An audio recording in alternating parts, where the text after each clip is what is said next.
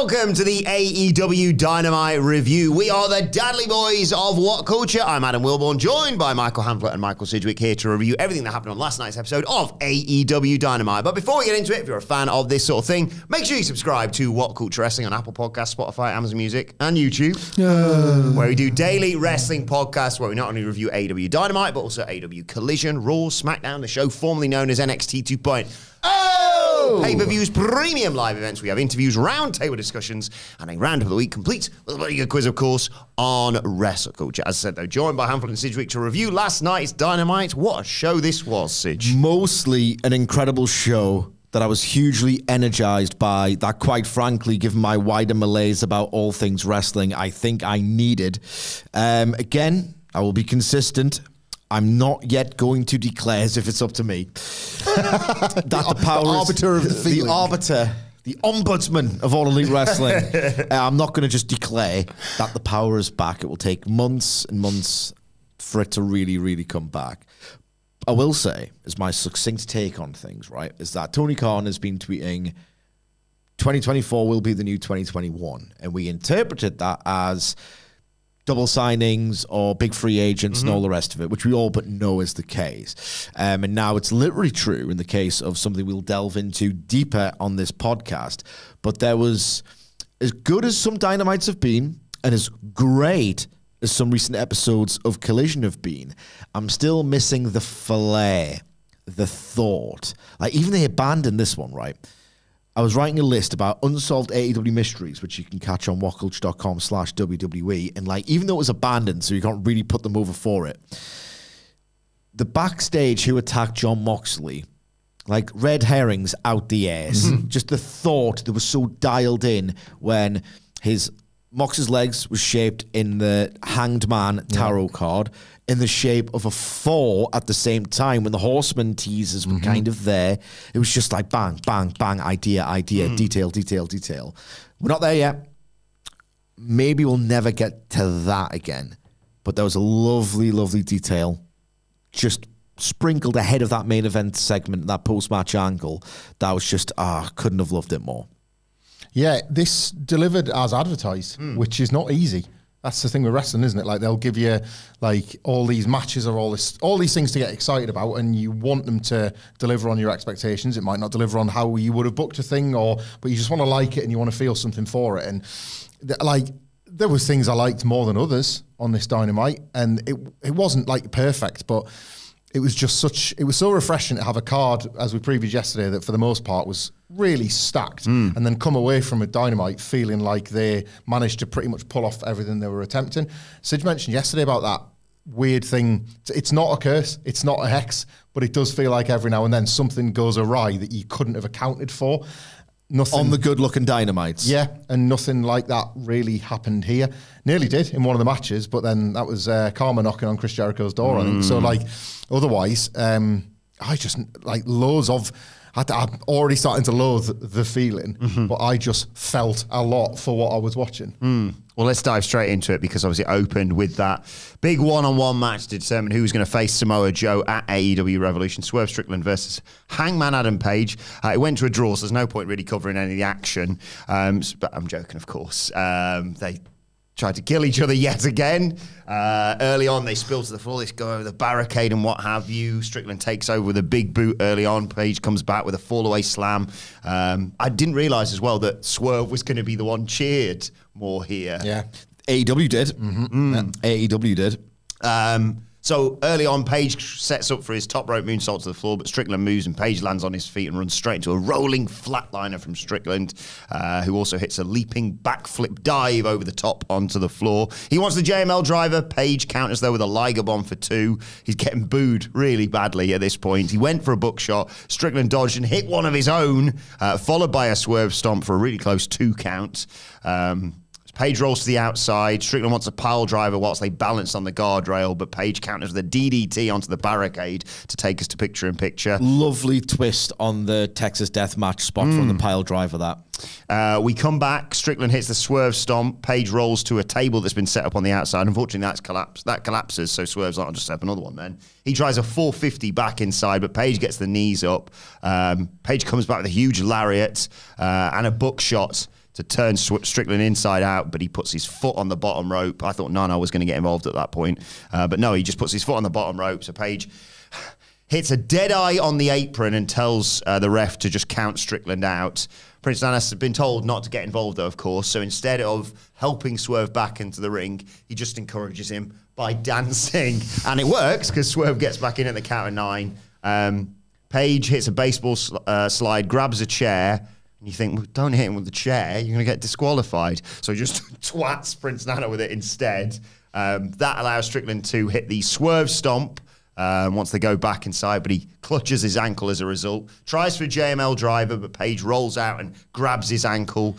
They fight. So good. Yeah. I was queuing at that point. I was like, what a great... Hangman Page doesn't do ankle locks, but this is supposed to be real. Yeah. God damn, I love that so much. Yeah, he's the best. They fight the apron again, and this time Strickland hits a dead eye through the table that I mentioned was set up earlier. They somehow both get back into the ring. Strickland wants a third Swerve Stomp, but Page moves. Strickland collapses. Page wants a buckshot. Strickland dodges. JML driver. 1, 2. The bell rings because the time has run out. So let's have a quick word on the match, and then we'll talk about the post-match in a second. Yes, absolutely. A few minor criticisms first, but I think when you're at that level and they've established their incredible chemistry, you know, you're going to have to be a little bit exacting with wrestlers of this caliber. I was really removed from it. Otherwise, excellent match, and I'll lavishly praise it in a minute.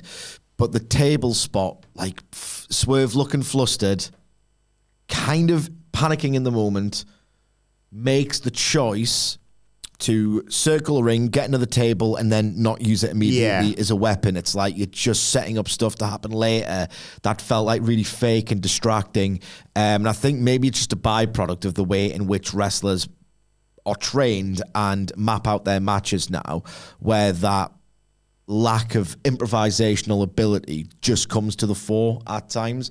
I also wasn't a fan of the fact that, particularly since they were doing it throughout the Continental Classic, that they didn't count down the 5 minutes. I know that there's the counter argument for not doing that is you telegraph the draw less, but at the same time, if you're a great enough worker, and these two are, you should be able to mine so much drama out of that breathless urgency. Like, I love so much those like climactic G1 encounters, no pun intended, when it's like, you're going to have to beat him in 2 minutes, otherwise you're out, or all these stakes are gone and you have nothing left. So it felt like out of nowhere. And it felt as well like an easy way out of not getting the timing spot on. I want to see that. I don't want to see the clock, but I want to hear them say it. I want the commentator say, I think there's only about 40 seconds left or whatever. It's like a test of a performer's mettle to really get that. Rather than just saying, well, when he hits the JML drive and we get to 2 ring the and bell, it could be 29 minutes. Yeah. I mean, I'm not timing it, but it just feels cheap. This could be generous. Is there any way that was done on purpose to allow Hangman Page's strategy to work, which turns out in the aftermath to be, I wasn't here to win, I was here to stop you winning?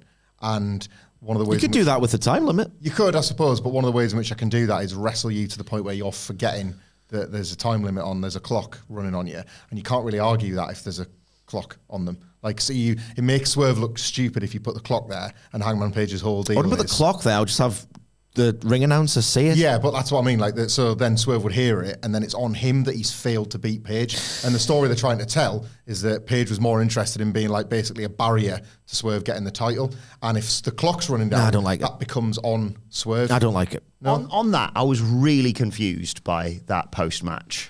I really like it. I want to put over the match a bit as well. Talk the match. I don't want to miss out on that. Just because I thought this was the weakest of the three, but still excellent. Yes. Like it's very the opposite, isn't it? Very high bar to clear. Yeah, they built on their previous matches, as I mentioned, with that reversal, because Hangman knew to expect the pile driver on the guardrail.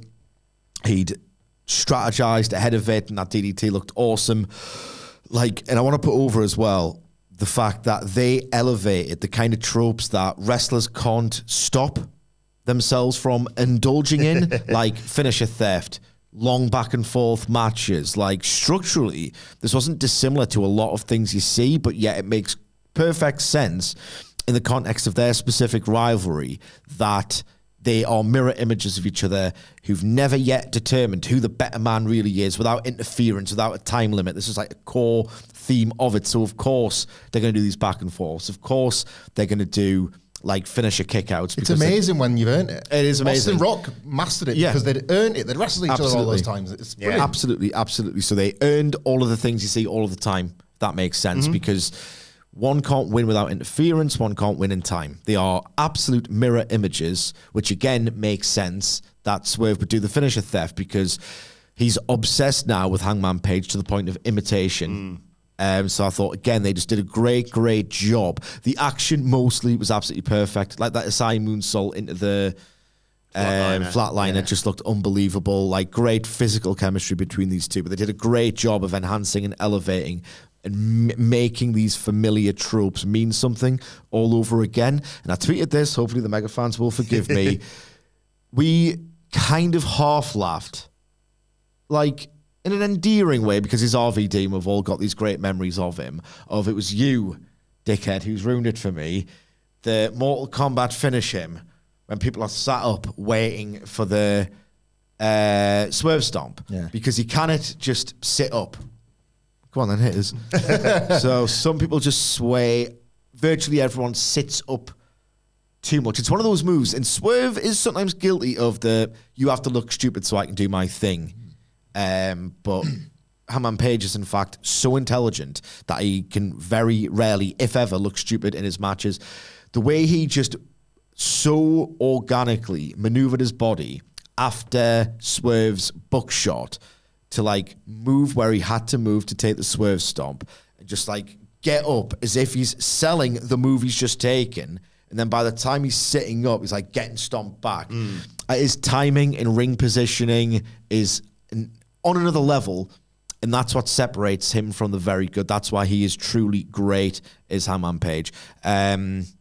Bold to do 30 minutes with two people in your three-way at Revolution, but I'm still really excited about that match. I love the booking of this. Like, I wasn't convinced on a draw being the best outcome. Maybe I just was less interested in the three-way for the pay-per-view.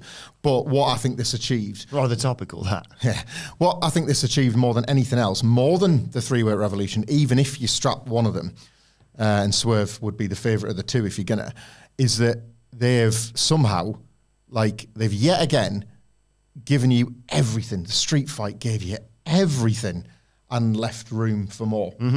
That's the art of the work ultimately, because you think it's that wrestling thing we talk about at the end of the world this Wednesday on Dynamite. Yes, Dynamite finishes. Can't wait for the end of the world on Friday's Rampage. Like wrestling has to constantly work within like those very difficult parameters, and you have a 30-minute match, and it's not just the fact they went to a draw and one man couldn't beat the other because Swerve's still 2 up on Page. It's the fact that in terms of the action, in terms of the fight and what the wrestlers want out of all of this, there is still so much to do. And you're adding Samoa Joe to the mix. Yeah, so you get that and a three-way means that they have, even then, it won't be done, will it? Because there's this extra ingredient, there's this added ingredient of a belt on the line, of Samoa Joe being in the ring with them. There is definitely another match, another singles match down the line between these two, where yet again they will get to draw from the prior matches to show us something else we haven't yet seen between them.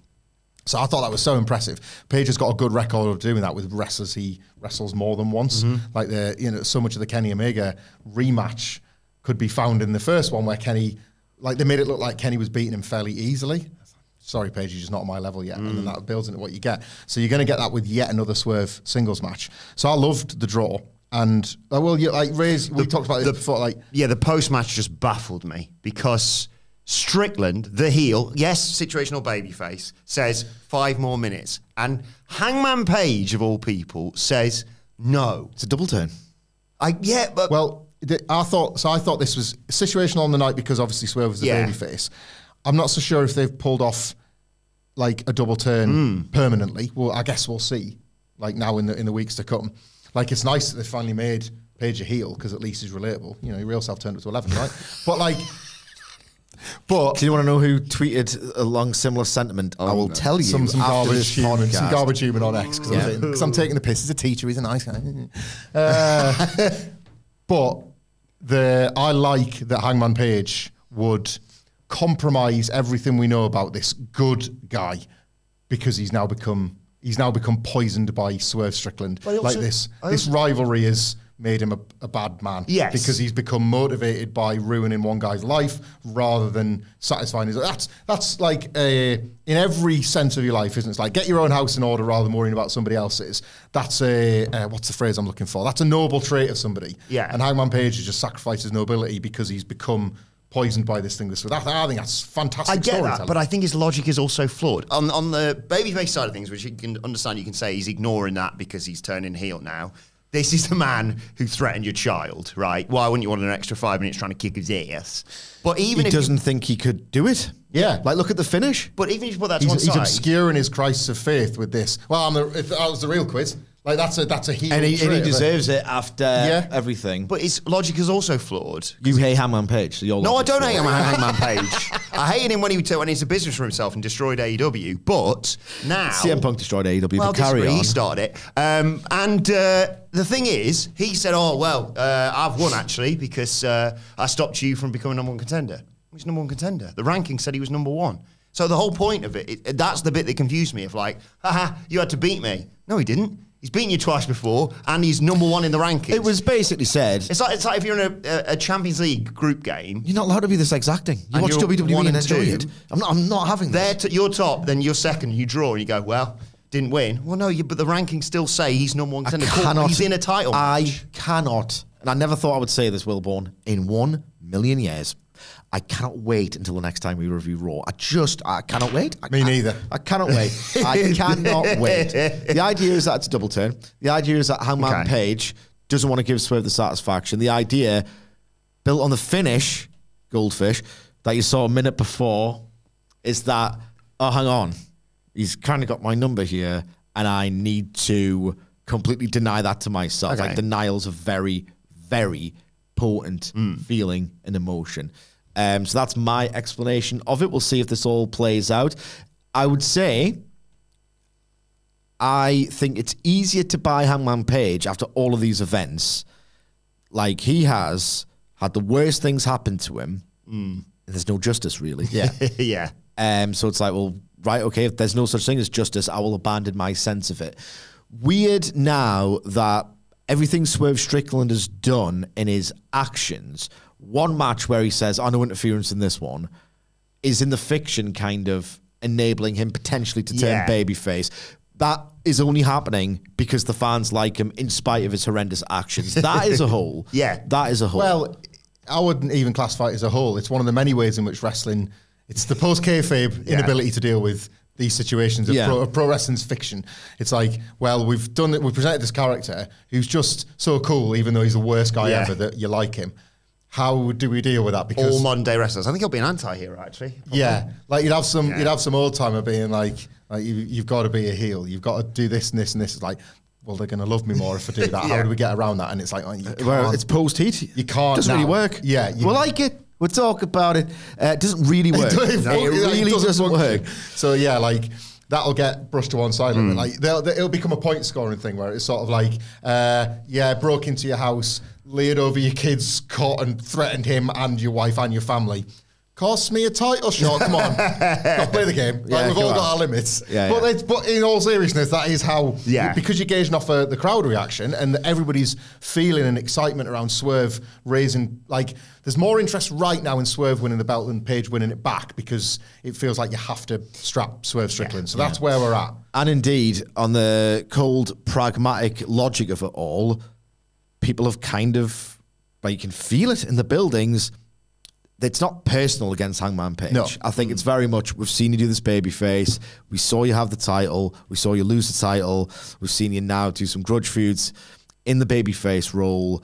Come on, time for something new. Yeah. And what, like 6 to 8 months as a heel? And there'll be clamours for like, feeling ready to cheer Hangman Page. That's just how it'll Less go. than that, The more that gets over, the more it'll be like, time to get back on the horse, don the white. People like Drew now? Yeah. I mean, people have liked Drew. This is a bit Drew Ian. Feels like it's going to go that way, doesn't it?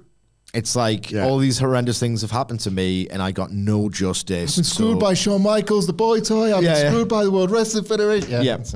Well, regardless. I thought Page's performance was really strong. I loved him. After last week, I thought he was a little bit shaky on the mic. Like a really sort of hammy line reading.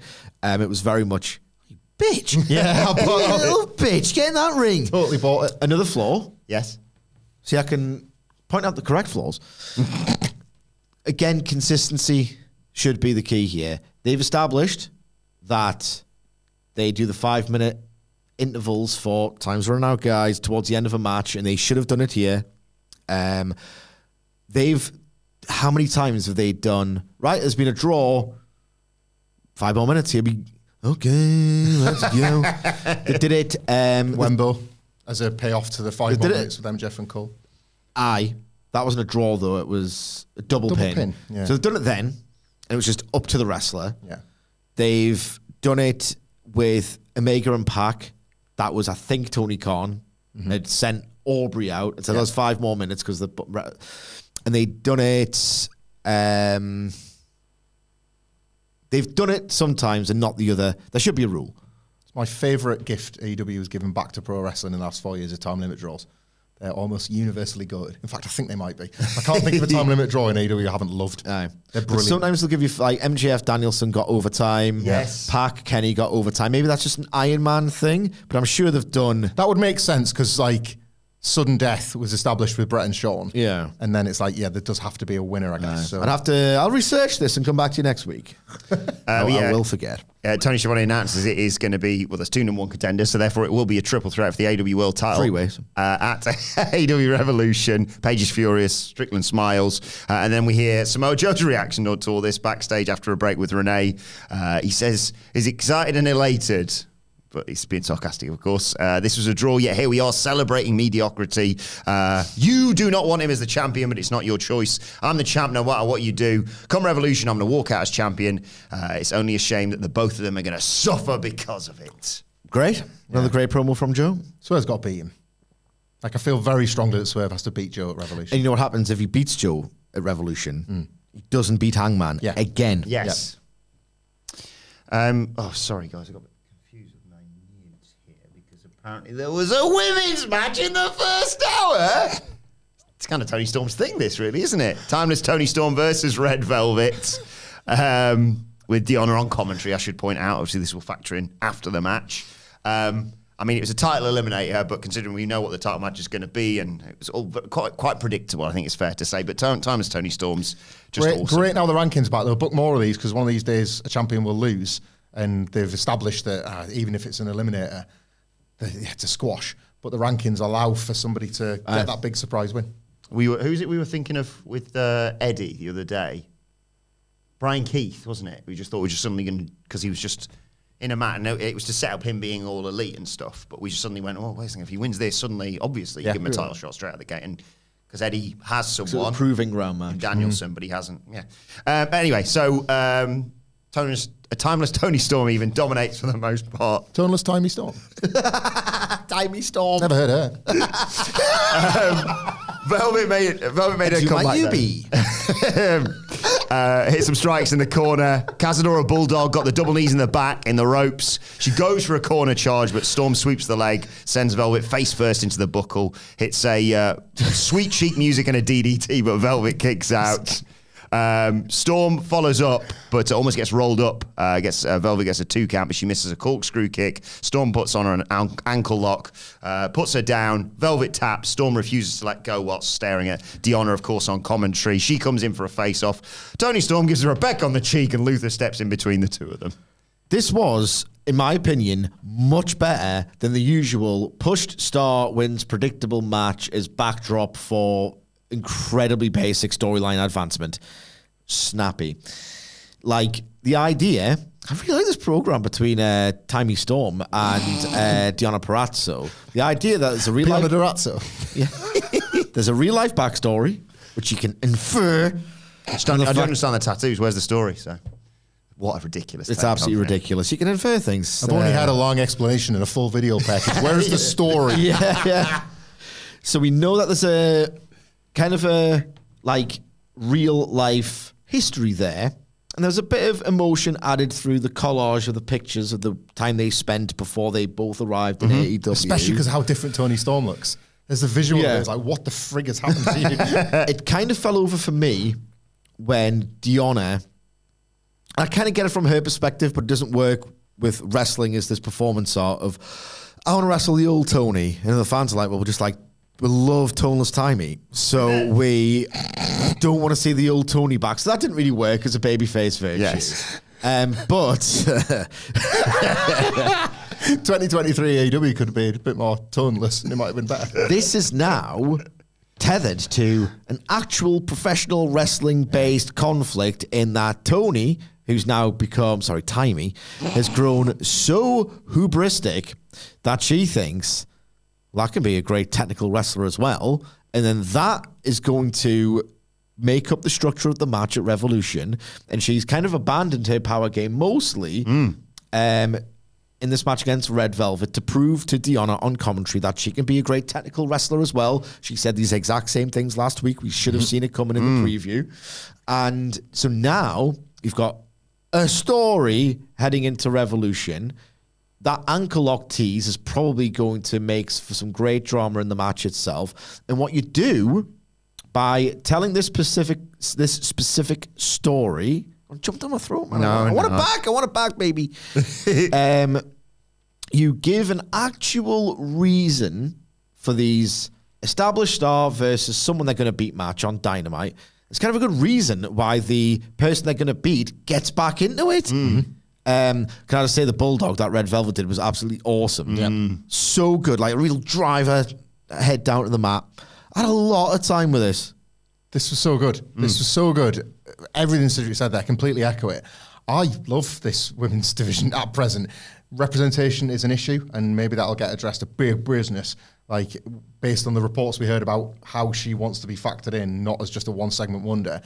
If that's the next step, this is going to be the year. I know this is sounding very naive, like here we go again, and it can just be stopped in a moment, but the roster's kicking ass, the matches are kicking ass, there's TV squashes, the quality of which have been addressed, they're feeling logical, the rankings are going to help no end, because you're going to see someone like a Serena D build up wins, and she's going to be undeniable as a challenger, and then the match is going to be brilliant, because the best wrestlers are winning the best matches to lead up to something like you've got now with Deonna Purrazzo and Toni Storm, where you can set your expectations high for the match, because they're telling a story about not just about these two characters and why they're coming together, but how it impacts the style of match you're going to have. I've got so much enthusiasm and optimism. They've assembled the roster and are actually putting their minds to work on the stories at the same time, maybe for the first time ever in AEW's history. It's both at the same time. There is a Britt Baker on the sidelines. Like there's a TBS champion who's inactive, which is a bit not good. There's loads of work to be done, loads. But there's a Britt Baker just sitting out there on the sidelines. There's a Jamie Hayter yet to return. Yeah, Jamie Hayter versus Mercedes Moné, by the way. Oh my God. Do that at Wembley. Do that at Wembley. There is just so many reasons to be extremely positive and optimistic about this division. And again, a little bit for me at the moment, maybe this is where I'm at with AEW in general, a bit like the Swerve, please don't ruin it. There's that feeling of nervousness that there never used to be. We just talk with a bit more confidence now. And I can't wait till we do all these things that they've laid out for us. At the moment, it's a little bit, please don't spill the drink. Like, this is looking really great. Don't do it. But I don't know, week after week after week, I'm becoming more optimistic about all of this. It's sort of an appropriate word, isn't it? Undeniable. Because whereas previously, we'd be banging the drum for this, and we'll get to a game we play in a second, right? Whereas previously, we'd be like, right, okay, come on.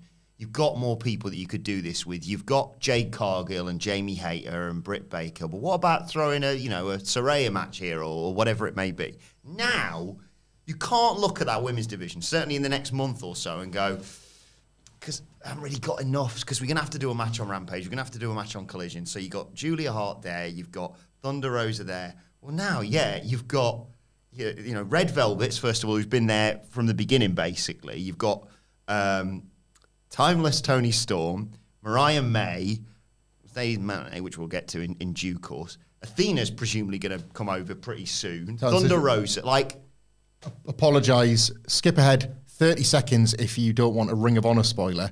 I mean, there can't be anyone, but skip ahead 30 seconds. It looks like they're going to run with Aminata and Athena. Ah! Oh my God, I think that'll rule. Kick ass. She's somebody else that, again, you fold back into the AEW roster. It's exciting. I'm energised by all of this. But before we move on, let me just double check. Yes, that was the only women's match on this show. Sid, before we get to the name of the game, what's the aim of the game? The aim of the game is to identify to the hour, minute, and second the first time you hear the first note of the first women's theme ahead of the only women's match on Dynamite. Usually falls into that 1 hour 20, 1 hour 25 range. And the idea is if we can just get it to the hour, minute, and second, imagine that, it would really underscore, italicize, and put in bold just how apathetic it maybe used to be, just how obligatory it used to be. And, the rhyme that we usually say to try and, give you a shortcut to the way that the AEW creative team do this. It's not really relevant considering it was the second match on the card, but usually you can remember it by when the women come out to play. Don't worry, the main event ain't too far away. That is the aim of the game. The name of the game is, well, this is ladies' night, and I'm thinking, ooh, what a night. I am disturbed. I am legitimately disturbed. So. Thanks, as always, to Adam Blair at Adam Wilton4 and Jose Palomares at the Ho 11, who always take care of the data. Thank you for this sort of thing. Sidge, I'm down with the sickness. You have the timings from the Dynamite preview. Can you remind us of the times that we guessed in descending order? Yes, I'm never going to learn. Can indeed. Let me just check my notes. Which is code for, just make sure that message wasn't relevant. Is that a Google verification code? Yeah, I got that ages ago. Descending order. Me, Michael Sidgwick, 0 hours, 26 minutes, and 7 seconds. You're thinking 20 minutes instead of 30 minutes. Yeah. Incredibly close. Michael Hamflet, 0 hours, 40 minutes, and 9 seconds. Adam Wilborn, I don't know you from Adam. 1 hour, 22 minutes, and 22 seconds. What you thinking? Way off. What are you thinking? Way off for me. Thinking they were going to do the usual tactic, as Sidge said. But yes, you can probably work that out. Adam Blair points out 42 minutes and 21 seconds. Hamflet. Hamflet taking a... Can't stop taking dubs. Second win this year so far. You're top with 2. I've got 1. Sidge, winner of Ladies' Night last year, of course, yet to get on the board. I think I might be Dajinx, though, because I'm so optimistic right now. I think the game might die this year. Honestly, I think going to win money. We might be in a cycle of... Hopefully. We'll set out we need to think about some rules about when we kill this officially. Because it'll be a squash. 1 week can't... There'll be loads of people calling for it, but 1 week can't be enough. And then it's well, give us 3 months maybe of just expecting 2 women's matches or something. Yeah. I think this is the year the game dies, I think. Rather than us getting the time right, which we've come incredibly close before. 6 seconds, wasn't it? Yeah. Renee Paquette's backstage with Orange Cassidy, Trent, and Rocky Romero. Obviously, Cassidy's wrestling Tomohiro Ishii on Collision, which will, of course, preview on Friday. There's also a 6-man tag on Rampage, and Orange Cassidy's like, I'll be fine. Renee asks about Chucky T, and Cassidy says he's here, but he's just getting checked on by doctors. And there's all the usual awkwardness you'd expect as Renee gets everyone to do the hands in before they depart. Can I just shock you? I quite like this best. What? I was convinced he was going to come in and bury this. No, I'm not anymore expecting this Orange Cassidy reign to be anything like last year's because it isn't. It's a diminished return, isn't it? Yep. So I don't care that he just accepts title shots on a whim and he defends his title and he wins. I don't have any investment. That joke isn't funny anymore. Indeed. I don't get that vibe when Jane hits. Oh, please, I hope he holds onto the title. I think he's going to lose to Strong at Revolution, and I even like the idea. I welcome it. That Trent turns on him here, or Trent and Chucky. I don't know, and that's the other thing. I can't quite yet work out from all this awkwardness. Who's zooming who? Where does it all break down? Because Chuck Taylor's healed on the Best Friends before. Chuck Taylor? Chucky T outside of AEW has healed on the Best Friends before, but it feels like this is Trent. It's going to be Trent that does it, and they've already established a bit of law with the Battle Royal before Christmas, and I know Danhausen's, it's a different conversation entirely, but he had a singles match that was great with Orange and Trent. Yeah. Trent looked a bit knocked that he didn't win. That's it. They have been building to this, so I'm more interested in the fact that it looks like it's split than Orange Cassidy, the great fighting champion. This is a new story compared to last year's one. I like it. We might as well talk about the thing that happened slightly later on after the BCC CMLL match, where Chuck Taylor's been laid out by the Undisputed Kingdom. Adam Cole says to him, "Get well soon, Chuck." Yeah, you take a cold act and you minimize their presence on the show, and the show is really well received. Not a good look for the Undisputed Kingdom, this. Could they, if they were to claim breaking up the best friends, finally have something to talk about without MJF there? Like, they take the Orange Cassidy's title, and then with it, best friends disintegrate in amongst all that. And then they've actually got some, they're almost like it's proof of concept for them. Like, Adam Cole was the devil, he destroyed MJF, the best friends are dead. It's, all of a sudden, it looks like a path of destruction, even though nobody really buys it. You know, like, this could be... It is mad to think that this is what signed off their last big pay-per-view. And now they just, like, just beat up Chuck T. Nothing against Chuck Taylor, but it's, you know, it doesn't feel like... The stakes have lowered. Roddy Strong has to win the title at the pay-per-view. They've missed MJF. That's been so key to all of it. Like, they've missed MJF, and Samoa Joe wouldn't piss on them if they're on fire. It would appear at this point. So that doesn't help it. Go, I want out, you losers. See you later. Like, they've not been helped by circumstances. But at the end of the day, if they were a big group of complete bastards who are a force to be reckoned with and ready to take over AEW, why hasn't Wardlow try and kick the crap out of Samoa Joe yet? That's very... Half of that's just AEW doing AEW things. Half of it is episodic TV, so it doesn't make sense to do it yet. But North American episodic wrestling television is flawed. It is. I keep telling you this. Get another hobby. The only episodic television that isn't flawed is Gladiators on BBC, apparently, according to you. They're nailing it. Yes, that's perfect. Gladiators is perfect. Impeccably booked. Have you told him what they're... No, don't. We watch it a week behind. Okay. Oh, yeah, no spoilers. Yeah. Pretty good. This week's you're in for a treat, Sitch. Oh, yeah. Breadcrumbs, is it? Yeah. Oh, aye. Some LTST on that thing, man. They're already, and as well, because they must have the confidence that season 2's in the bag. There's no way the BBC aren't renewing it. It's the hottest product. It's been a hottest hit. product in the territory. It's been a hit. Yeah. Ratings-wise. Who's your favourite? Viper. Yeah. Good heel. Yeah. Viper's good. I mean, he's a kind of a terrible gladiator, actually, but, like, he's good crack. Who's the really, like, meant to be a heel, but he's kind of crap at delivering his lines? Not Giant, is it? It's Legend. I like Legend as well. He always comes out and he's like, that was such a good performance. From me, that is. So. Do you know what the problem with that is? So basically, he's you. Yeah. Right. Barney Walsh. But slightly more jacked. Watch this, right? Barney Walsh can't work, and Bradley Walsh won't. So Barney Walsh's job as the kid, like, should be a little bit intimidated by the gladiators. Yeah. And he's sort of like, he doesn't understand his role properly. Like, he's not Mean Gene, he's not selling. So it's like, what about this guy? Bloody hell. And Bradley Walsh is like, I'm an industry professional, mate. You shut your mouth. Like, he just stonewalls them. They'll be doing their part, like John Fashion, who wasn't afraid of a hard tackle in his day, but he was scared of the Wolfman. He knew his job on Gladiators, right? But like, Bradley Walsh is like, seen the chase, mate. Like, I'm TV royalty. I'm a national treasure. I'll set the beast on you. Yeah, so. You'll be back at Pure Gym in no time if you cross me. It's like, hang on, Bradley. Like, the fiction of this is that these are the hardest people around. So it's not that good then. It's still good. No, it is good. I just think people need to know their roles a little bit. That's all. Moving on, I was going to go all right, The Rock, but I don't think you'd ever be compared to The Rock. Other than the shape of your heat. Thanks at the moment in the current conversation. Yeah. More likeable than The Rock currently. It won't last. Not much in it. We got... easy, small fella.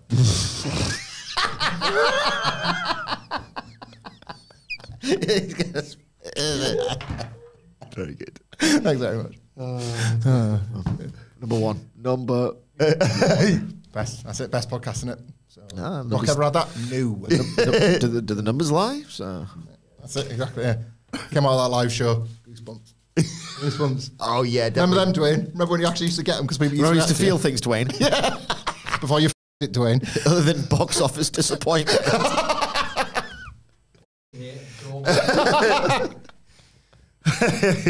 Crock Mark.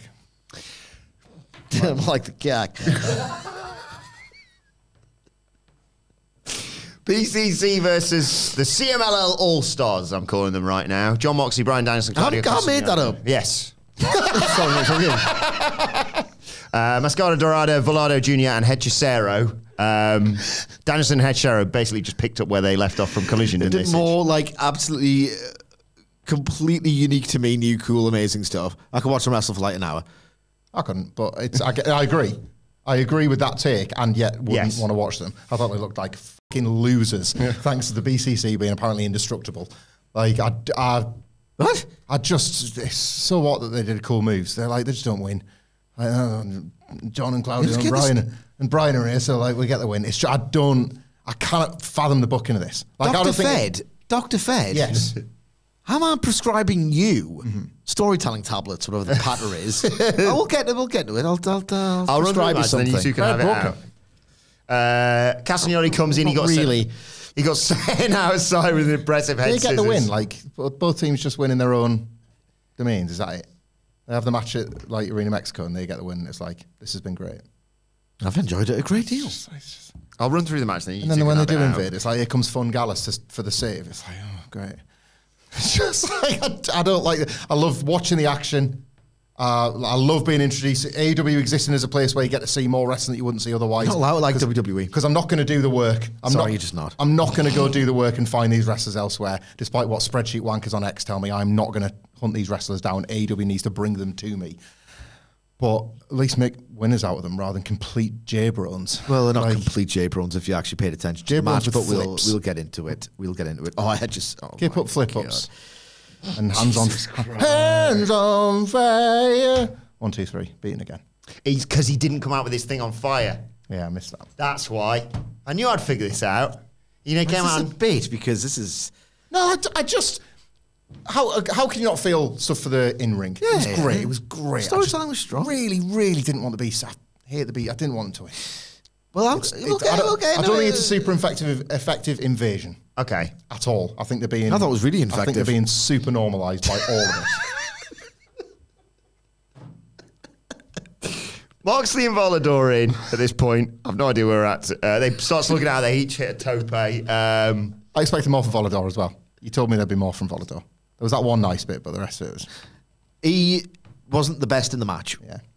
After they do the dive, though, all the other teammates just kick the crap out of them whilst they're on the floor. We come back from a break. Claudio's got Volador in a big giant swing. Moxley makes the tag and gets a 2 count. Dorado gets the hot tag.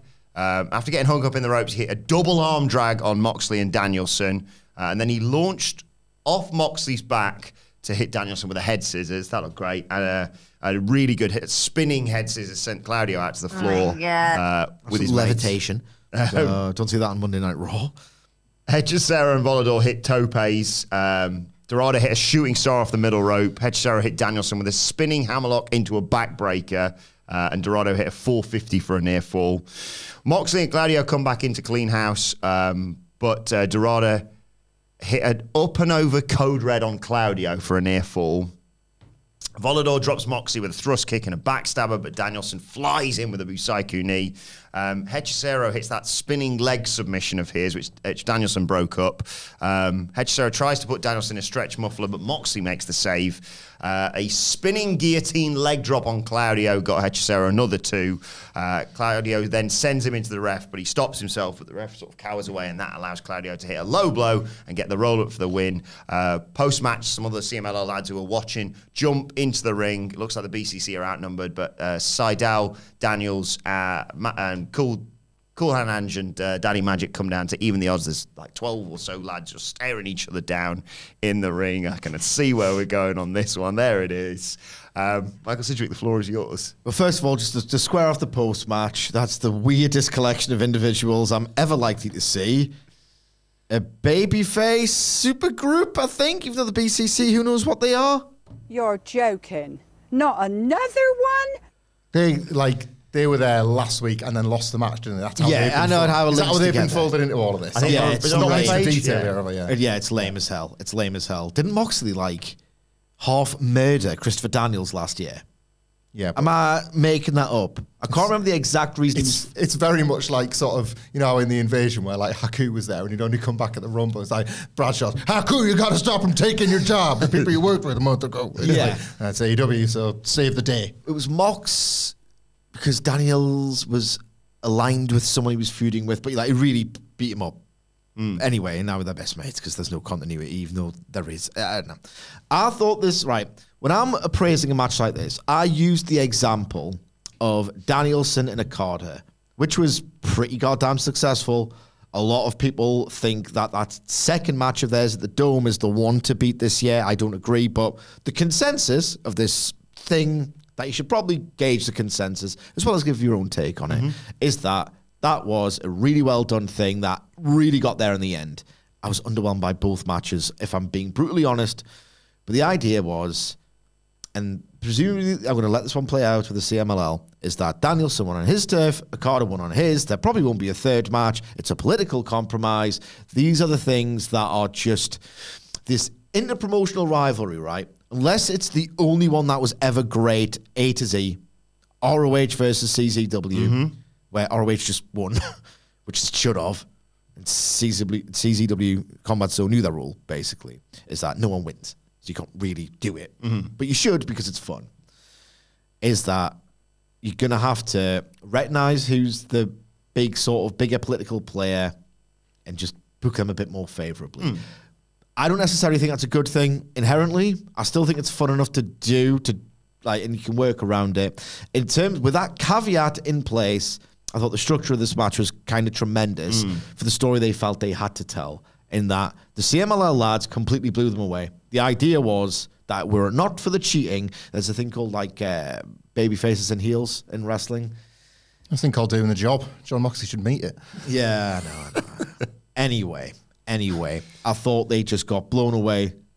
Danielson is so good at he has this existential crisis when someone's better at wrestling than him, and he sold it really well. Hechicero has got his number. He had a great night. This was agented really well for him. Yeah, aye. And then Volador Jr. and Moxley, I don't think it was the best sequence, but I thought what they tried to do was fundamental to the match, where it was just basically explosion, cool stuff. You've not seen this before. How about this? Blah, blah, blah, blah. I thought Volador Jr. and Moxley, I'm going to put over Moxley, even though I am getting bored of him a little bit, as well, as we've discussed at length on this pod. I think he kind of dialed it back, and him and Volador Jr. tried to keep the tone of it. They were stripped back, a bit more understated. There was a bit more feisty, the work between them, as opposed to the great, dazzling exhibition spots elsewhere. But Claudio completely bumped massively for Dorada. I hate using a cliche, even when I'm couching it as a cliche, right? I just hate it so much. I was a real roller coaster this match. Right? I just feel ugh. And yet, right, the noise that crowd made when Dorada did that, I'm going to levitate for a full 2 seconds above Claudio's head and then do the head scissors. It was the exact same noises people make when they see a firework. It was oh! Yeah. Ooh. So that was awesome. Was it Hechicero who looked like he'd broken John Moxley's nose with that knee in the corner at the finish? Yeah. It was oh my God. There was a bit janky at points.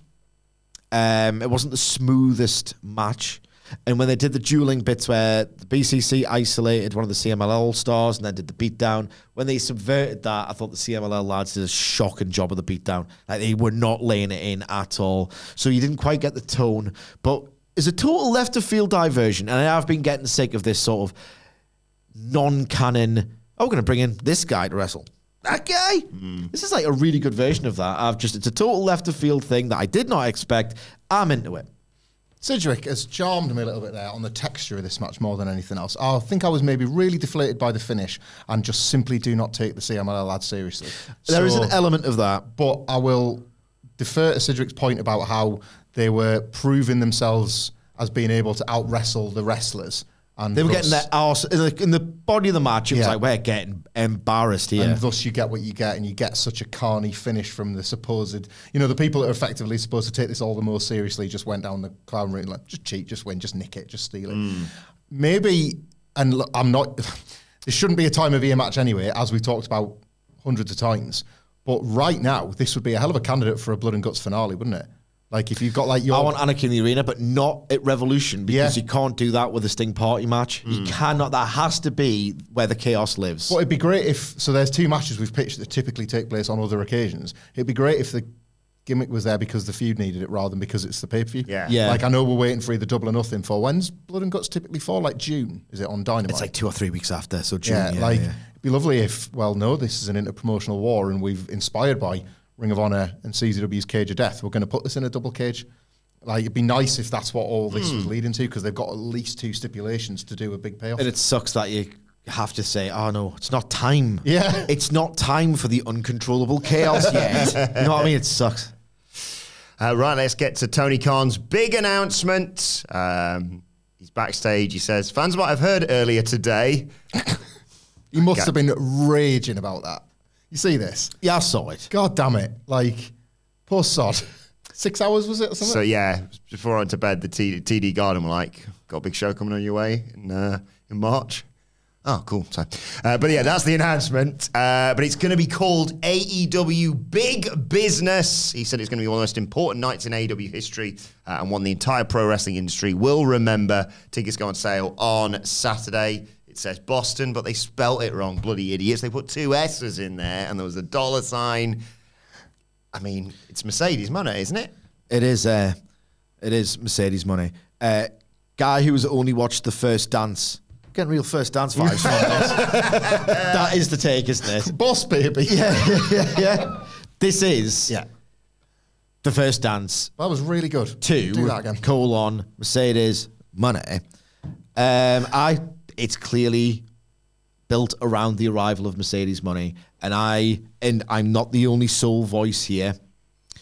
Think that it's about goddamn time you rolled out the red carpet for a women's wrestler to really give this women's division that razzmatazz out the Yes, yeah. It's time to make it feel like the stars reside in this division that you might want right to. now. Exactly. Yeah. It's all coming together. You might want to maybe at some point. Like the idea now is that if this all goes well, and the early indications are that they are really trying to make this a huge deal, and I commend them for it, even if it's overdue. This could be a bit of a low-key paradigm shift in much the same way as Danielson, Moxley, CM Punk coming over or jumping in Jericho, you know. Like, what if they get this so right that... Because this AEW women's division has been so poor and like so apathetic. It's a reason we have this incredibly convoluted and increasingly exhausting game. That the idea of, I could probably see Drew McIntyre going to AEW. Oh, you know, if they keep booking Seth Rollins to, you know, be the B+ player, having the consolation belt, he could go to AEW. Can you imagine Bianca Belair going to AEW? It was just, the idea was farcical. It's like, never say never. Right, it's a big-time woman star going to AEW. Yeah. That's the new never say never in wrestling. I remember the Rollins conversation was hinged on, but like Becky wouldn't, and it's just easy for them to stay together. Like, why would nobody would consider Becky Lynch if you moving, are a top women's star in WWE and you can be all over the show and you could potentially headline pay-per-views and all the rest of it, like, why would you go to AEW? You just wouldn't. The idea of Bianca Belair just never going to happen. But now that there's a Mercedes Moné who could do that, and then it could, as has been reported, really increase the representation and the parity and the TV time allocated to that women's division. This could be a game changer is what I'm arriving at. And it all depends on how it looks originally and how it unfolds from then. For me, my takeaway is that as much as this is a really cool thing, as much as it's obviously Mercedes Moné's AEW debut, I would not pattern it entirely after the first dance. I genuinely think that if not Becky Lynch, Sasha Banks is the best North American women's wrestler of all time. Hardly the most stacked field. Obviously, we know historically that there are the GOAT candidates were all from Japan and the All Japan women's. And yet, I don't think anyone has come close to the peaks set by Sasha Banks. I just don't think they have. That said, as a promo, she's not great. I don't think people are filing into the TD Garden in their thousands upon thousands and are going to get the big 10-minute, I'm here and I'm going to take over speech. I don't think it's... First of all, she hasn't been away as long as CM Punk was. Respectfully, she's not the promo that CM Punk was. I would Do all of the promotion. Do all of the Easter eggs. I mean, it's the biggest Easter egg. It's on the name of the thing. But so was the first dance, realistically. Yeah. Continue to do the teasers. Have one wrestler play Darby Allin, but maybe a heel, and say, I know you're coming. I mean, come after me first. You can't just walk in, that sort of thing. And I would have the open challenge gimmick. That's what I think it should look like. I don't think she's quite a strong enough promo to do a first dance to. I just don't. She's certainly the best women's North American wrestler ever, in my opinion. Therefore, an open challenge, nice 12 minutes against, I don't know who, Deeb. Like Deeb versus Money would be absolutely unbelievable. So that's what I would do personally, purely because she's much better in the ring than she is on the microphone. Yeah, it goes down. You could do both. Yeah. It goes down just over 9 days after AEW Revolution, of course. I just assumed that it was going to be a sort of timeless Toni Storm in the ring. There's no one as big a star as me, darling. And then out comes Mercedes Money. But you've got an interesting pitch. How would you have Mercedes debut in AEW? Well, stumbled upon something last week when we were talking about this, with the fact that Mariah May continues to, when Toni Storm isn't looking, position herself as the next challenger. She's creeping up the rankings. There's a couple of times where wrestlers have said, you're a messenger girl, go and do this. And she's like, I'm not. Don't misread what's going on here. But Storm has no clue. And the fix could be in where Toni Storm defeats Deonna Purrazzo, as we think she now might, especially. As great as that match could be, it does suddenly feel a bit more predictable, doesn't it? You've got to keep the belt on Storm. And there's a contract presented to her with on it. That's 2020 to 2021 AEW stuff. And Mariah May and Toni Storm, for the first time, is awoken to this idea of, oh God, my challenger, like this understudy is somebody I should have been taking seriously to take my place. And Mariah May is, no, not me. No, huge pop. Everybody's just waiting for it to arrive, as we said with the CM Punk thing. The excitement is not on the if, it's on the when and the how. So that's, again, that's why it was absolutely worth copying your own homework here, because she's been talked about for so long. She's been featured on camera at Wembley. Play on that, sell tickets, and get people hyped to take their Sasha Banks, their Mercedes Money signs, all the iconography of that character at this point, to enjoy that ahead of seeing AEW's first presentation of it. It's going to be... So, to Sidge's point about this, you have the chance, I think, if you really want to prove that you are going all the way with a character that has moved the needle in the past, of building Toni Storm, who, remember, is front and center of the All-In poster. She's like in black and white, AEW logo, wrestlers, Toni Storm, front and center. I don't think it's that wild to pitch Toni Storm versus Mercedes Money as the Double or Nothing main event. Double or Nothing, money, Vegas, like all that sort of iconography around it. Headline the pay-per-view. Make a statement immediately that you've bought somebody in that you as a company buy as credible, and we are asking fans to go with us on this one. And with you, Sige, I think that, like, other than the noise and her not being able to hear over all this music, I wouldn't want to put the microphone in front of her for too long so that she hangs herself. But it's not that bad, mate. She's not terrible, exactly. Like, but a challenge or a gesture of, I'm here and everybody's in trouble and I'm starting right at the top. I know that sometimes feels like you may be like killing it, because you're sort of saying, well, what else is there to do? Have her lead is what you do, is you put her right at the top of the card. She's one of them. I was going to ask you, how soon would you have a title match? And I know you talked about Money versus what is it, Hater? You said it all in. That would be the match I would like to see. I'd have Money win that belt really quite quickly. In addition, the reason why I think they should have the open challenge debut with a match route is that it's not as if she's making her first appearance in wrestling after spending, after the Shimmer stuff, virtually all of her time as a star of any renown in the WWE system. Not only has she done the big sort of new character reveal, I guess, even though it's basically the same thing. Not only has she done it, it fell pretty goddamn flat at New Japan Wrestle Kingdom. It'd be different. Obviously, it's in Boston. But it didn't look particularly great. She's done that one. You can only do that once, I think, that I'm back and I'm in a new place. Thanks for buying a ticket just for this 2 minutes, especially when she's done it once and it fell flat. You can only do it once. She's done it. I want to see a match. And as well, like North American television. I want to see what her hair looks like. She's always got the best goddamn hair. Awesome hair. Like North American television it's a nice mix. It's familiar compared to when she debuted at Wrestle Kingdom.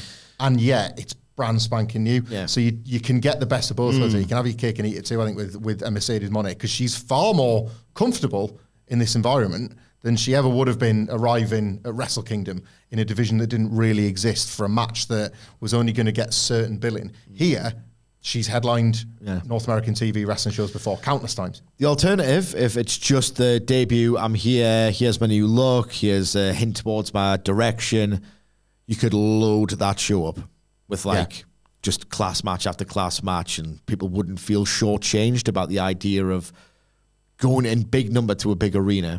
I mean, that should be the norm with AEW, though. That's the thing. This should be the norm. It just hasn't been because it's been really cold. It's fun to think as well of someone like her. It's the first time in a while. Again, maybe it'll be a year of paradigm shifts if AEW does have this 2024 that Tony Khan certainly wants to have. But this is such a difference from how we were talking in 2023. The pendulum just swings, doesn't it? Like last year, it was absolutely. We've even said it with Okada. Last year, it was absolutely right. Well, like, who else do you want to see in WWE now? Because there's this lineup of great matches with X and Y and Z.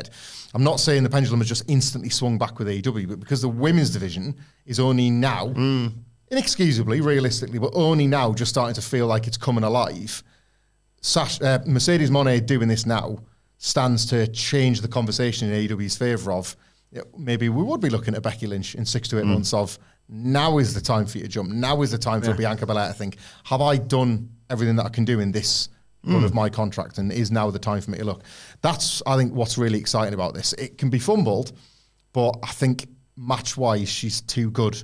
She's too good to blow it, but you just need to see booking from them that we've never really seen. Yeah. A commitment like we've never seen from them yet. That's the nervousness around it. Well, let us know your thoughts on how Mercedes Moné should debut for AEW, either in the comment section below or on X at WhatCultureWWE. And we're going to move on now to Konosuke Takeshita versus Chris Jericho. I had a feeling that one was coming. I like the bit where I nearly took Jericho's head off. You're only down on this show, whatculture.com/WWE, of course. Yes, if you want to read the transcript of this podcast, you can do so at whatculture.com/WWE. I mean, obviously, the central issue of which is Jericho's just presence on this show, basically. And his work. Yes. So Let's not forget the work. I'll go through the match. That's what was really funny. It's the vibes, it's everything, but I'll slaughter it all. Give us some time. That Horton sticking in the floor. Can't get up. My favourite was he couldn't really see, so he only sort of hit Takeshita with that. But I thought you stupid idiot. He made a tit of himself. So Jericho actually is in control early on. Takeshita goes out to the floor and Callis slaps him to wake him up. And Takeshita's like, all right, and brainbusters Jericho on the floor. Hobbs gets involved after Jericho hits a double axe handle. That allows Jericho to take back over. And he gets nailed in the back, does Hobbs, by a steel chair held by Sammy Guevara. He no-sells it, so Guevara hits a cutter off the apron. Now he's sort of stumbling around, and Guevara just chair shot to the face, basically. No protection, whatever, and they fight through the crowd to the back. This is where Jericho put on that demon mask and sort of it Takeshita off the top. That takes us to a break. Dumbass. The horn was honestly like wedged on the ground. The whole thing was a joke, pal. Go away. We come back. Takeshita hits sort of sit out F5 and a running boot that snaps Jericho's head against the ropes. Dived over the top, dive to the outside. Takeshita wants the top rope sent on, but Jericho gets the knees up. He wants the line salt, but Takeshita gets his knees up. Jericho attempts the walls of Jericho. Takeshita rolls through, tries for a crunchy, and it all goes a bit wrong, basically. The Takeshita line gets counted into a code breaker. Jericho hits a bulldog, but Takeshita counters the line salt into a blue thunder bomb for 2. Jericho tries a sort of corner hurricane rana. Takeshita slips out and hits an avalanche blue thunder bomb for a 2 count. Jericho's head bounces. Takeshita hits the power drive knee, goes for another, but Jericho blocks it into the walls of Jericho. So Callis slides a chair in to distract the ref and nails Jericho with the screwdriver. Takeshita puts him in the walls of Jericho. They do the arm drop thing. Jericho fights that, but Takeshita just switches it into a lion tamer and gets a submission. I was kind of the last guy to say that Chris Jericho's finished, because he always had that match where it's like, oh, you're not finished. Oh, that funny joke. Oh, he's still a little bit amusing to me. That, obviously, all of that affection was gone by the end of December of last year. And as a worker, I think he's officially done. As the ombudsman. I'm going to declare it. I mean, Jesus Christ. Here's Chris Jericho, right? So-called master of reinvention. Kind of know when to go away and come back. Like, where are those things? Do one of the two, preferably both. My God, he could not look more like a complete dinosaur. He is a midlife crisis writ large. He is the absolute you know. You've seen Futurama? Is it Slims? He just can't stop partying. Yeah. Doesn't know when the party's over. The drink looks good, doesn't it? Yeah. Drink Slim. That's Chris Jericho. He looks like the definition. Is it Slims McKenzie? Yeah, like Spuds McKenzie guy. He is the definitional. You need to go away, and you are clinging on to literally everything for dear life. He is clinging on to that hairstyle, that rock star lifestyle that looks increasingly tragic as the years roll by. He is holding on to certain prehistoric attitudes towards things. I'm just gonna say that he's like, you can see the whites of his knuckles. He is holding on, and it's horrendous. So what's happened is Chris Jericho has found himself in rather a lot of silly bother, right? And Chris Jericho, the extent to which he's a creep is unknown, and it can't really be talked about because, as we've discussed, there's not really been an allegation. There's just a stink, a total stink surrounding Chris Jericho, and he knows it, and AEW knows it, why he's only on Dynamite now after putting him on Rampage and Battle of the Belts and playing his music during his big angles and all the rest of it. So he knows what's up. He knows what people think. And what's happening now is that his apparent masterstroke is, I'll wrestle bangers and I'll wrestle my way out of this one. And it's like, you are miles off the pace. You are risking... he's miles off it.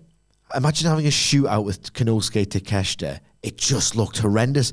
Suspension of disbelief was impossible, right? It's easier to believe Sting versus Ricky Starks than Jericho versus Takeshita. Yeah. Like, he looks finished. He is unable, it would seem, to protect himself during the sorts of moves that he really needs to be on top of. He looks disheveled. He looks knackered. He looks like he looks like an old man doing a young person's game at last. Some of those moves look terrifying. The story was just impossible to believe. Again, like him doing a shootout with Takeshita, and like again this fabled Jericho rub, suck my gag. Like what? Who gets anything out of this? You got a light smattering of Jericho chants. You got like noises when it all went awry, and it did. Like it was a train wreck at points. This match, Jericho doesn't get over anymore because he loses all the time, and no one gets over at Jericho's expense because he doesn't have the credibility. Everyone kind of knows what he's doing now, and the idea is you should emerge from a match like this. Takeshita's a killer. I left this match thinking Chris Jericho's a carny. Yeah. Like the 1, 2, I've had a screwdriver in the head and I've had interference and all the rest of it. I'm kind of the toughest guy in the world. Proper don't work me, bro. Finish that, wasn't it? Like you've thought in your head, I couldn't put him over more here, could I? But I know you're thinking that, so as a result, I don't believe he made a tip of himself with that dive of the mat. He can't even do... You remember the big reinvention of Jericho when he was at the Wrestle Kingdom? Yes. And he had he nicked it off the camera off the photographer, and he's giving it the bird and doing pictures. Yeah. Like, what a showman Jericho is again. He can't even do that anymore. And that's worrying if Chris Jericho can't even do a little bit of patter in the match. I literally couldn't do it. You fell flat on his f***ing ass. This is pretty embarrassing. Like, I've watched 2 Chris Jericho matches in 2 weeks and thought, he's dead 3 times. It's a young man's game. He is an old man. It's becoming really apparent. And he's trying to wrestle bangers his way out of it. It's simply not working. It's looking increasingly dangerous. Either he's got 2 options here. He needs to start working smarter because working harder is looking pretty injurious, or he needs to go away for a long old time. I hated how much of an obligation all of this felt. I felt obliged to watch this as a viewer. Doesn't feel like it's going to end either. No, well, that's it. I felt like I was being told to because the wrestlers had decided, or whoever had decided, well, you got to pay it off. You don't. Chris Jericho could just go away. He got his ass kicked by Powerhouse Hobbs, and this feud was dead weeks and weeks and weeks ago. And it was pretty much dead when Kenny Omega pulled up hurt, and then it was like, well, they can't even book the proper match. Nobody was asking for the Sammy Guevara substitute. Just kill it now. Nobody was. But again, that's that like la la la la like Chris Jericho attitude towards all of this and everything else. So it was just a really frustrating watch. Like I pick on this quite a lot. I hate it when wrestlers just do stuff because that's what wrestlers do. Konosuke Takeshita, I appreciate he wasn't winning matches, but Konosuke Takeshita was this fantastic pro wrestler, just phenom that just couldn't quite get the win, and joins Don Callis because Don Callis has identified him as the natural replacement to Kenny Omega, regardless of results. He picks Will Ospreay and he picks Konosuke Takeshita because in there he sees two men that can absolutely replace Kenny Omega. They're better than he ever was. They're the best athletes of the day. Yeah, better than I have no use for Kenny Omega anymore. So it doesn't matter that Takeshita's not winning because I've seen the greatness. Why would you recruit Jericho then? I've seen greatness in him, and I can get like in his an head. even older, more dying horse. And then because it's wrestling, you know what I mean? That makes no sense. I've just thought of that. But because it's wrestling, great. But it's a great point. Bringing it in. But isn't the point is the whole deal was right? Kenny Omega at 8%, 80% is better than everyone at 100. He's still at 80%. I need a younger guy, a meal ticket. So I'll go for Takeshita. I'll get Ospreay as well. Who's this hip new gunslinger on the scene? That's right, it's Chris Jericho. Wait a second, is that David Bowie? Oh no, it's Chris Jericho. That's it. He's been like, he's watched the wrong tapes. He's watched you watched that episode of The Apprentice from last year. Yeah. Callis watched the Jericho cruise from about 4 years ago when he was dressed as a young buck. Yeah. Is there a third young buck? A third buck? I'll take it. Another member of the elite. Yeah. Wet. Wrestling just, wrestlers do things because. He's even older, more dying horse. That's what he is. Dead rum. Takeshita winning. Like he kicks loads of ass in this match. Yeah, sorry. And then he wins with a submission because Jericho's taken a screwdriver to the face. Which again, Don Callis has thought, have I brought Takeshita suck actually? Best bring my screwdriver and cheat because my guy's getting his ass handed to him. He did slap Takeshita as well. Again, it's like, is Don Callis kind of being a carny just doing all of this to service himself? Well, but otherwise, like, forget all that. Book this. I'm not suggesting that Takeshita has to squash him like Hobbs did because that didn't work. Didn't get Hobbs any more over because he did wrestle Chris Jericho. To Sidge's point, Jericho's not helping anybody. But he kicked his ass through most of this match. Just beat him. Just beat him and go away, Chris Jericho. But no, they can't even do that. And then for Jericho to have the gall to, after the cheating and after the interference, been like, look, guys, I'm doing the honours. I'm paying it forward. No, you're not. You just took a screwdriver to the face. Like Chris Jericho is one of the all-time worst of just hit my move. I'll take about 5 days to make the cover. He's the worst for that. This was anything but doing the honours. Use wrestling parlance, and I just made us feel sad. Can't keep getting away with this, man. Takeshita's no further forward. Callis family's cooked. Don't like any of it. Well, let's get to the main event instead because tag titles are on the line, of course, in a tornado tag. It was Sting and Darby Allin challenging the champions, Ricky Starks and Big Bill. Sting's kids are there in the front row. The Bland National. Yes. Very good. Yes. Wouldn't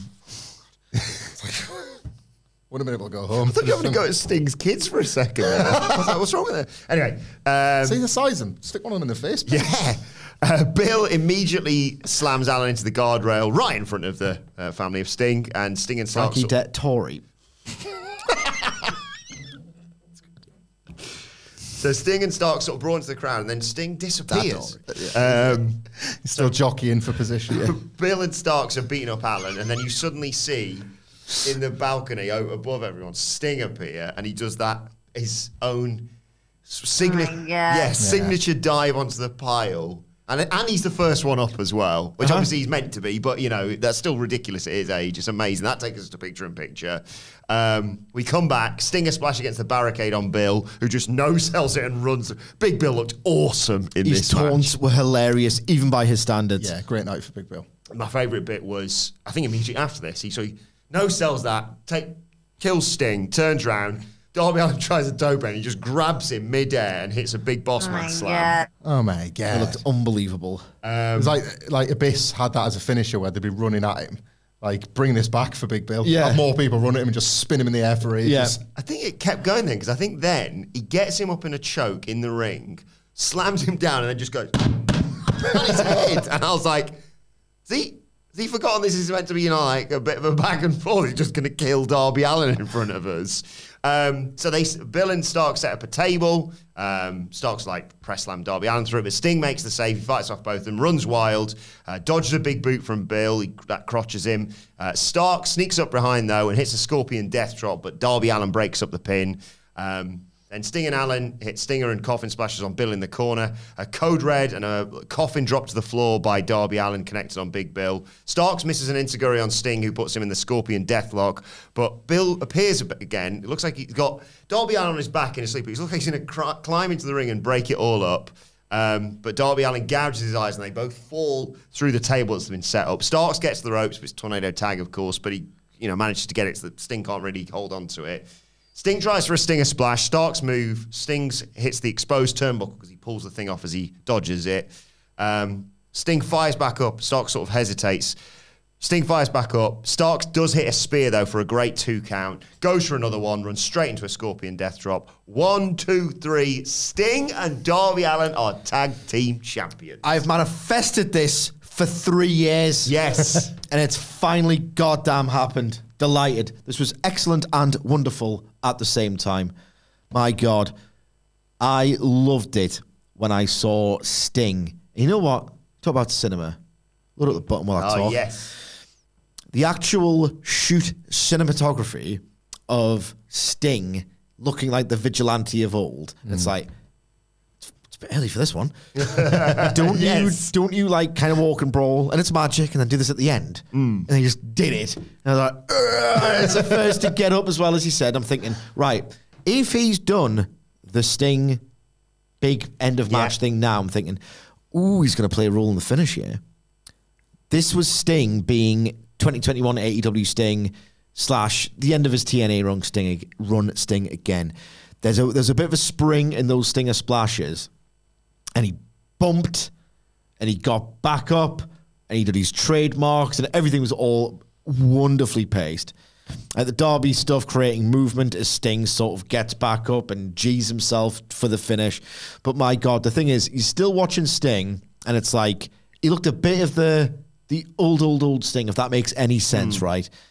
But it's the magic is that because you can see him through the lens of a child. This is so expertly arranged. All the Darby stuff was great. I thought the table swap with Big Bill, where I can't beat him, I have to take us both out. Love that so much. Goddamn clever, right? In character, that as well. Yeah. He'll do that. Yeah. That's not even like sacrifice himself. That's Saturday afternoon for Darby Allin. Like, He used the word protect, or wrestling tries to use the word protect. How could you? A magnificent job of protecting Big Bill. It's like, I can't beat him. I'll have to sacrifice myself to take this guy out. Moxley and Brody Lee.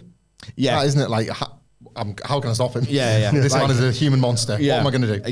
Exactly. So it was left to Sting and Starks, and he has to bump. And as I said, you can view Sting through the lens of a child. Feel like the kid again. That's like the ultimate magic of this. One of the great time all promoter wrestler collaborations ever.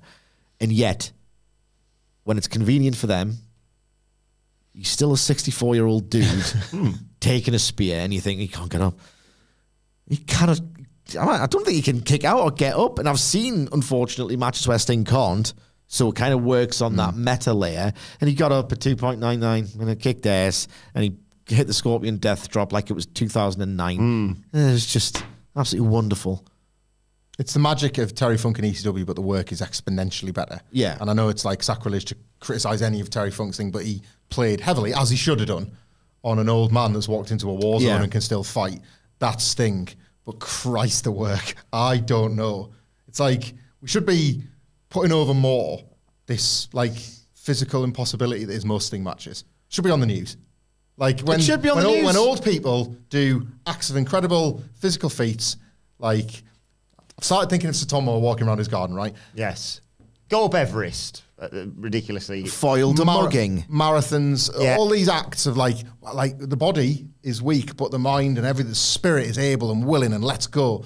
Sting does this every time he enters the ring. And wrestling itself is insane. We talked about it. He hasn't fall over once. He hasn't quite done it for about a year, which is why I was all the more like impressed by this and encouraged by this ahead of the Bucks match. Oh, well, speaking of which... He's what a babyface. If he really is one of the few baby faces. I love this. Like, you're the best at this, I think, in the whole game. Like, I'll take guys. Sting's a good baby face. Write that down. Yeah. Right there. But he genuinely feels like he needs the energy of the crowd to lift him up. Yeah. Because he might. He actually might. He's everyone's dad or granddad, depending on your wrestling. But he's everyone's age. babyface hero as well. with a good AEW t-shirt. Oh, that t-shirt's good. You're seeing the two faces of him screaming. So anyway, post-match, big celebration. Sting's sons jump the rail, celebrate. The confetti starts raining down. Who's here to ruin the party but Matthew? Gotta get the heat, brother. And oh my God. And Nicholas Jackson. They are in their white suits. I'll throw to you in a second with their matching baseball bats. They lay out Sting. Oh my God. Sting, Allin, both of the sons. Darby Allin gets busted wide open, and the blood just so happens to go all over the Young Bucks suits. They hit the BTE trigger, which has now been renamed to the EVP trigger. There's more bat shots to the ribs of Sting. The Bucks stand tall. Commentary says, well, no one could come out to help since the Bucks are EVPs. They might fear for their jobs. And the Bucks hold up the AEW tag titles in their blood-covered suits to end the show. It's early. This is the most I've felt for the Young Bucks since 2021. Loved this so much. You know what's really good, and it's so good that you shouldn't not do it, is when a wrestler, ahead of an expected grudge match or stip match, wears white so the blood shows up better. Good as it is, it's a bit contrived. Like it is. Doesn't feel like this. Feels like, all right, well, we know what we have to do because we know what's going to happen. And therefore, by definition, it's a little bit contrived. The Bucks have been wearing white suits for weeks now. And then the real reason why is just revealed itself. That is prime AEW thought. That is an indication to me that the Bucks are dialed in. The whole execution of this and the audience reaction and all the boring bits that everyone can see for themselves, incredible, really well done. But that level of detail was fantastic. And another great choice, I thought, was... They knew that they were going to stack this card up. They knew that they were probably, if they were ever going to get a good house on TV, like a really good one by modern standards, it would be this one, given the show. That's when you see the Bucks on camera do something physical for the first time. They give themselves, this is great, strategic, working, quite frankly. They give themselves the best backdrop possible right now, ahead of Revolution anyway. Yes. To come back properly and made them feel big. It really, it just feels like they could be back. And I'm delighted at this. And I just didn't expect CM Punk, Young Bucks, trade fortunes in 2024. Like, I love this tag team. I think they're the best ever. I honestly thought they were finished and just didn't care anymore. This was, as a long-time fan of these guys, this is magic. There was a bit, and I know he does this thing where it's like, it's a sell of the situation and it's a bit meta. You know, when like Matt Jackson was doing the like heavy breathing when the camera focused in on him, and he's obviously got, like, you can see Nick in the background just wailing away, but like he's just taking in this moment. It reminded me a lot of John Moxley doing the same at Double or Nothing. And that's what I think the reset starts now. It wasn't in the comeback at Daly's place, and it wasn't in the little skits and bits. It was the right now, because I think everybody... There was definitely just a different feeling in the air. We like them being arseholes when they came back, but like you say, you needed to see something physical, like you say. Well, do you know what I think was this, to me, was like the exact opposite of the Chris Jericho situation. I think there was just as much reality to this as Jericho trying to like hide reality by performing this role. I think the Bucks are doing the same, but the reality is a much nicer one. The reality is a one that you want to engage with. They have still never...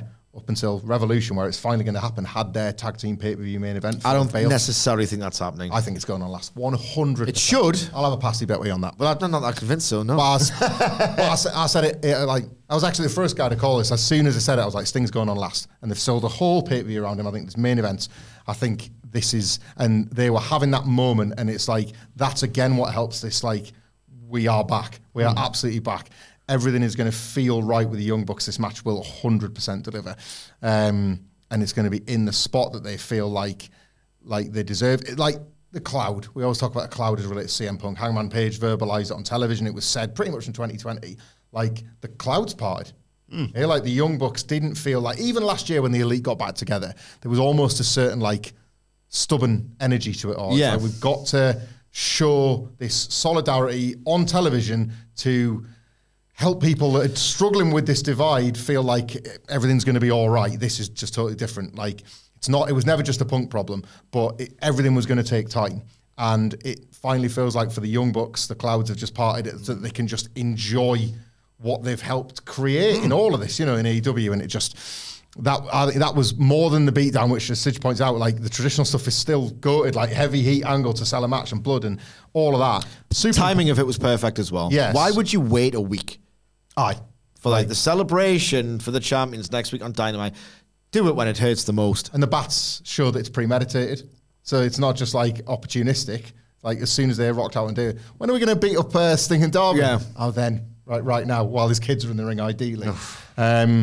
Yeah, I don't think it is too premature to say they're back. I just think it needed a set of circumstances to help them along with it. That nice wrestling happenstance, and they've had that plus their ability to do what so few can. This was magic. This was absolute AEW Young Bucks Sting magic. All of them together. I think it's a crime if this doesn't headline. I would almost say that. I agree. I think they could smatter Sting packages throughout the tape as well. Yeah. It is a triple threat. Like, was the last time AEW had a triple threat? A three-way, my apologies. That was, I know Wilborn does. Double or nothing. Double or nothing, right? And that didn't headline then either, did it? Nope. So there's your sort of, Khan likes his singles title main events, but not. And if it's not going on last, you think, there might not be a title switch here. Yeah. But she'll help the drama of that one too. It's almost like it's cooking. It's almost like they could be back. Your pitch for them, the Young Bucks winning the belt of "I'm sorry, I love you" with a one last super kick, and then the no sell is just, it's perfect. Like it for the title. It'll and be the first Young Bucks Bucks spot that I've made happen. I think that they're the best at spots. I'm going that away. Makes me the best. I'm going away from the no sell. Many people are saying it. I think he should just actually win the match with it, like Sting's doing the route, and put him out of his misery, like doing the victory lap around the ring. We did it. Why's nobody cheering? Who won the belts? A great ending to the show, though. Do let us know your thoughts on AEW Dynamite in the comment section below, or on X at WhatCultureWWE. Watch, they can follow all three of us. You can follow Michael Hamflett at Michael Hamflett. Follow Michael Sidgwick at M Sidgwick. Follow me at Adam Wilborn. Follow us all at What Culture WWE, as I said. Follow our brilliant producer at It's Adam Nicholas. And make sure you subscribe to What Culture Wrestling wherever you get your podcasts from for daily wrestling podcasts. We'll be back tomorrow to, of course, preview AEW Collision. I won't. Oh, God, aye. But for now, this has been the Dynamite Review. My thanks to Hamflett Sidgwick. Thank you for joining us, and we will see you soon.